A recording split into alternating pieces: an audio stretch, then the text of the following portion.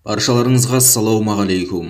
Көпшілікке танымал әзілкеш Тұрсынбек Қабатовтың қызы ұлттық бірыңғай тестілеуге өзі емес, орнына басқа адамның тест тапсырып шыққаны туралы хабарлама қалың көпшілікті бір шулатып тастаған.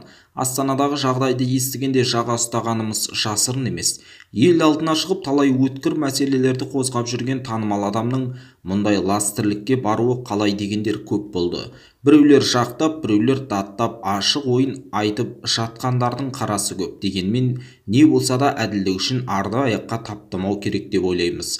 Қоғам жанашыры Бекболат Қаржан мырза да өз ойын ортаға салып былай деген еді: Тұрсынбекті жақтаушы компанияның адамдары мынадай саяси лозунга шығарыпты: сүрінгенді, бүлінгенді сөз етпе, мен де тұрмын, сен де тұрсың кезекте. Мынау шумақтың астарына үңілсеңіз, мен де сен де қылмыс жасауға кезек күтіп отырмыз дегенге келеді екен.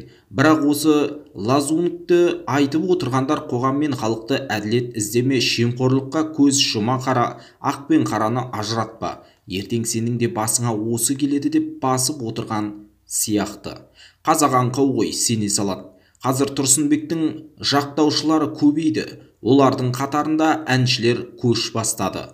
Қазақ қоғамы соңғы 30 жылдың ішінде әншілерден бәрі емес, ешбір жақсылық көрген жоқ. Қоғамды жастарды өздерінің жеке бас тірліктерімен, жылтырақтарымен рухани регреске ұшыратқанда осы әншілер болды. Одан кейінгі сапта жалған блогерлер тоқтаусыз жұмыс істеп жатыр. Бұлардың да қатары тым көп. Соған қарағанда тым көп ақша жұмсалып жатқан сияқты.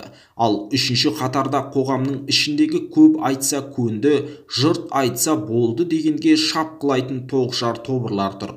Ең қауіпті тенденцияны да қоғамды оңдырмай жіберетін де осы тоғышар тобырлар болып тұр.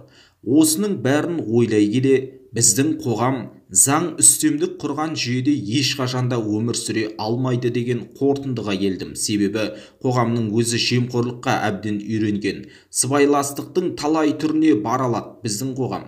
Шаруасын тек оңай жолмен шешіп кетуге еті өліп кеткен. Егерде бізде заң күшті үстемдік құрса, онда қазақ қоғамының өмір сүруі қиындап салады деп ойлай беріңіз. Тұрсынбектің сөзін жапырыла, ақтарыла сөйлеп жатқан тоғышар тобырлар тестке кіріп, қосақ арасында кеткен қаршадай қызға қиянат жасалмасын деп бірде-бір дауыс көтерген жоқ. Сол қыздың тағдыры ертеңі не болса ол болсын, бұларға Тұрсынбек жауапқа тартылмай сытылып шығып кетсе болды.